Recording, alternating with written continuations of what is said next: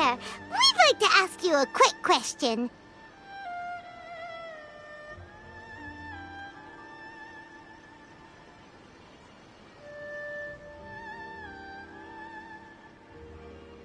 Do you know if anyone around here has been looking for him?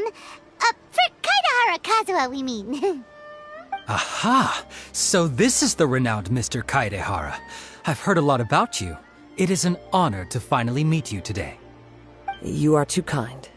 We are currently investigating an assault and would appreciate any help you can offer. Oh? You were targeted in an assault? Let me think. I can't seem to recall anything of immediate interest. Mr. Kaidehara is currently the talk of the town, so there are always a lot of people looking for him. To be honest with you, our detective agency has recently been receiving many inquiries from people wishing to obtain Mr. Kaidehara's personal information. Some of them were offering us millions of mora just to gather the information they want. If these were more legitimate commissions, Sango would have snapped them up in an instant. Millions? Of mora? Whoa! Oh, wait, even at that price, you probably still shouldn't. Please, accept my thanks for looking out for my privacy. Of course. No matter what, we only take on legitimate cases. We don't make our money by revealing details of other people's day-to-day life just for the sake of it. Sorry, I got a little off topic. What I'm really trying to say is, it doesn't surprise me that a complete stranger is looking for Mr. Kaidehara. But I wouldn't know where to begin if we want to connect this with an assault. Then let's put that connection aside for now. Have there been any other attacks or similar incidents recently that stand out as particularly unusual? The Tenryou Commission had very few leads, and I thought you might have some information from different sources. It's true that the commissioners aren't clued up about every little thing that goes on out in the streets. But typically, it's only the most trivial events that manage to escape their attention.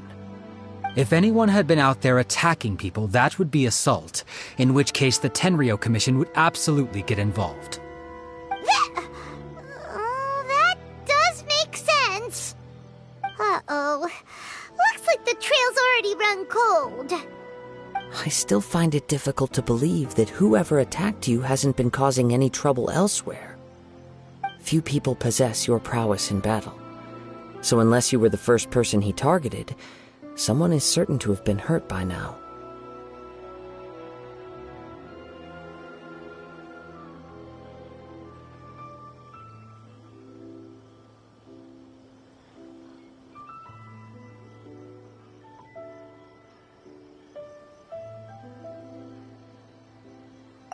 I am well aware of your talents. There is no need to be humble around me. In fact, I'm quite relieved that you were the one he targeted. It would cause me great grief to see someone become critically injured or lose their life because of me. For the poor victim, this would be a completely senseless crime. Don't worry, we'll find him. It seems you are every bit the selfless hero they make you out to be, Mr. Kaidehara. Surely this same concern for your fellow man is what drove you to fearlessly raise your blade against the almighty Shogun. You flatter me. Truth be told, I don't know quite what came over me in that moment. You are much too humble. Don't worry, I completely understand your concerns. I will try my best to gather whatever leads I can for you.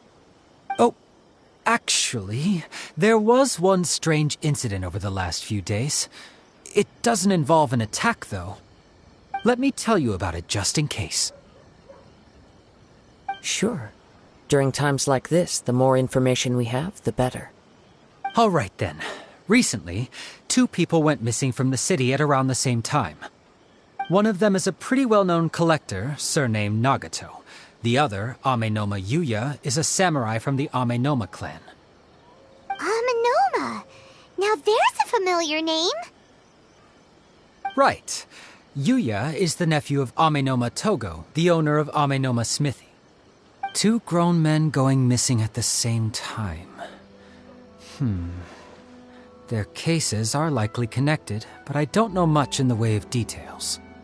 I recalled this because Amenoma Yuya is also an accomplished martial artist who is skilled with the blade. Perhaps he is the one you are looking for. Understood, though it seems highly unlikely to me. I neither know this man, nor do I have any idea why he may wish to— Sure, can't hurt. We never know what we might find out along the way. Thank you, Ryuji. We'll start by making some inquiries at the Amenoma smithy. Sounds good.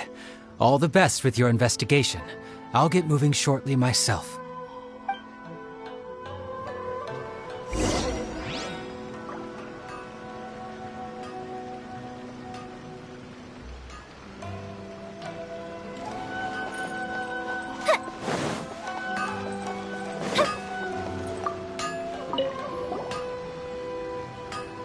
Ah, if it isn't Kaedehara Kazuha.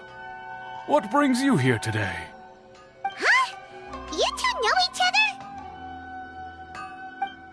Yes, the Kaedehara and Amenoma clans were both members of the Raiden Gokaden.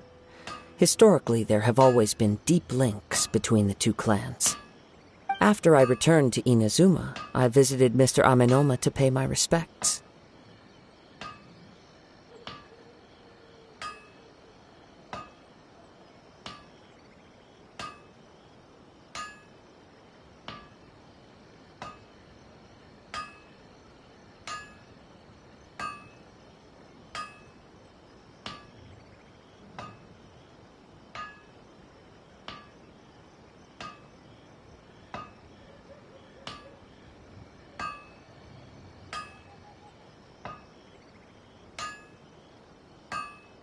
Yes, you may recall the story of the Raiden Gokaden from the Iridori Festival.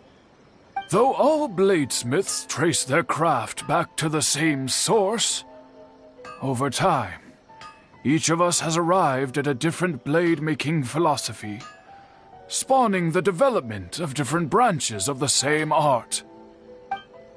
As an example, the Amenoma art strives to emulate the abiding patience and determination of water as it turns stone to sand. There is nothing mystical to our work.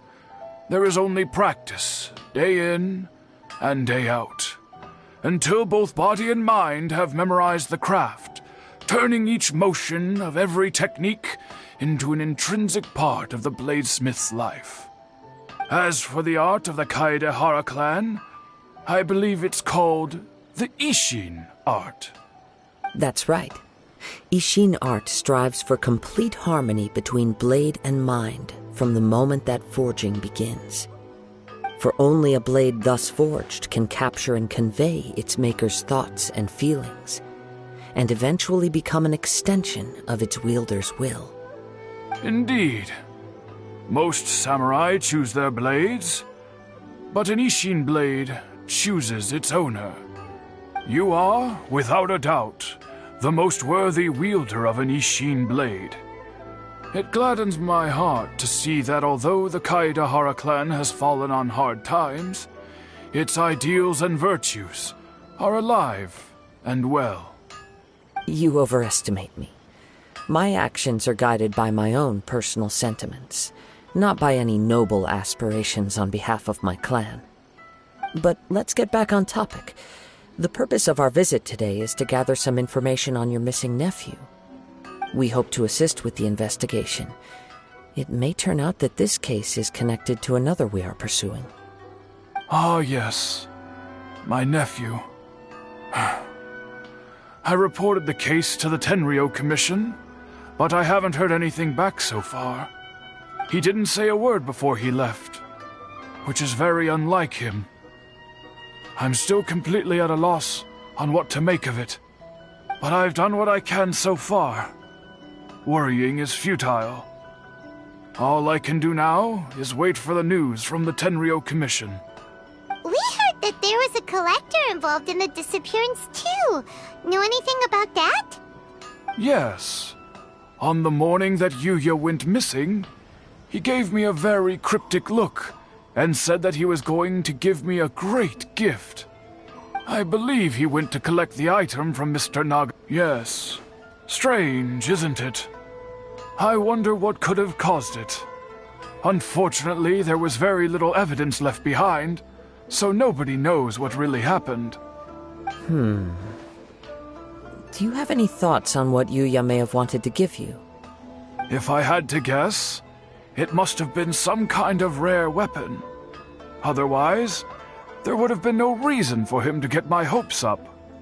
He's never been particularly interested in blade forging, but has always had a fondness for blade testing, and can sense even the most minute differences in blade quality. He is extraordinarily talented in martial arts, particularly when it comes to the art of the sword. Truth be told, we have some information that you may find to be objectionable. The person we are looking for, he attacked this friend of mine. Based on the evidence we have gathered so far, only Yuya seems to match the suspect's profile. What? No. Absolutely impossible. Yuya is not that kind of person. He is humble and kind.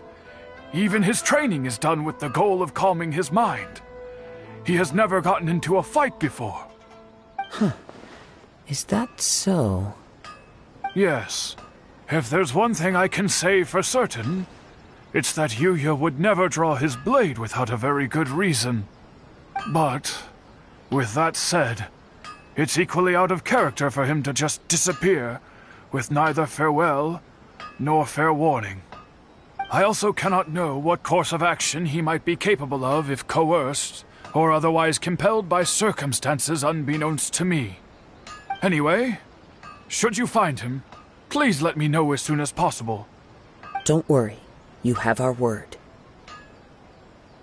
From the sound of that, Paimon doesn't think Yuya was the one who attacked us as well.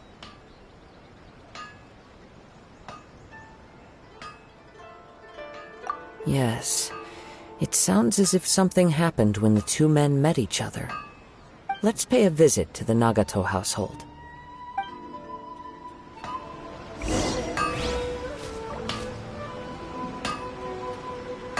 Okay. Unrelenting patience and willpower to move mountains.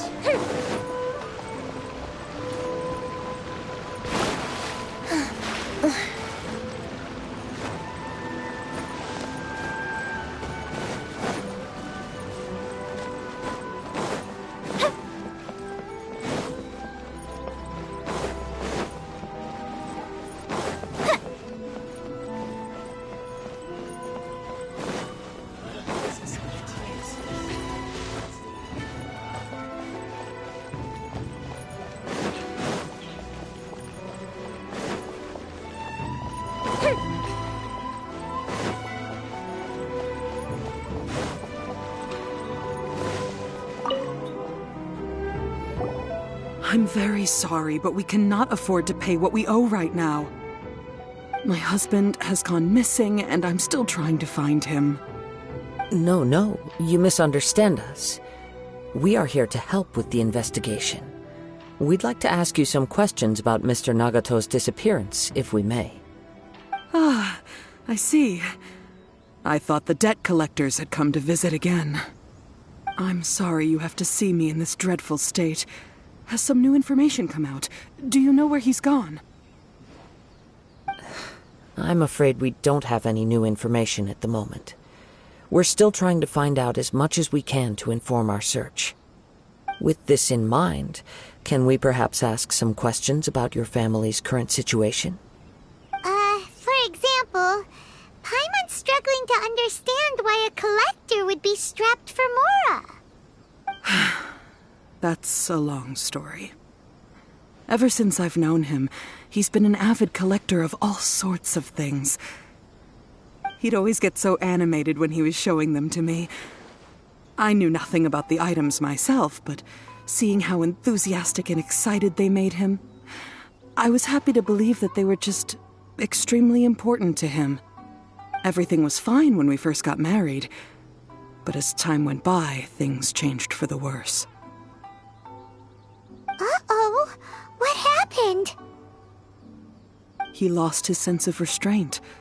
He started buying more and more things, and even resorted to borrowing money just so he could pay for them. Our expenses really spiraled out of control when he started getting interested in weapons. It was awful.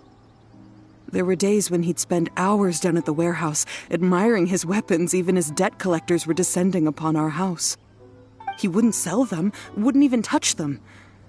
Just sat there staring at them like he was in a trance. I'm happy he has a hobby, and I'm willing to support him. But making ends meet has to come first. I've tried talking to him about it so many times, but he never listens. On the last day that I saw him, I gave him an ultimatum. I said, if he refused to sell his collectibles and pay off his debts, I would divorce him and take the children with me. Whoa! And that led to an argument. Actually, it didn't. Generally, he's a quiet man who likes to go with the flow. On most things, he leaves the decision-making to me. You must understand, I never would have dreamed of threatening him with divorce if the debts hadn't pushed our family to the brink. After I said those words, he froze and was silent for a long time. When he finally spoke, he awkwardly mumbled that he would pick out a few items to sell. His voice was so meek and pitiful that I felt an urge to take everything back. But then what? If I didn't draw the line, what would happen to our family?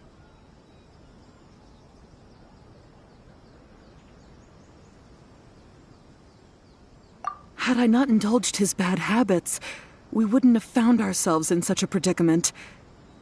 And I also don't know if he had actually come to his senses, or if he was simply angry with me.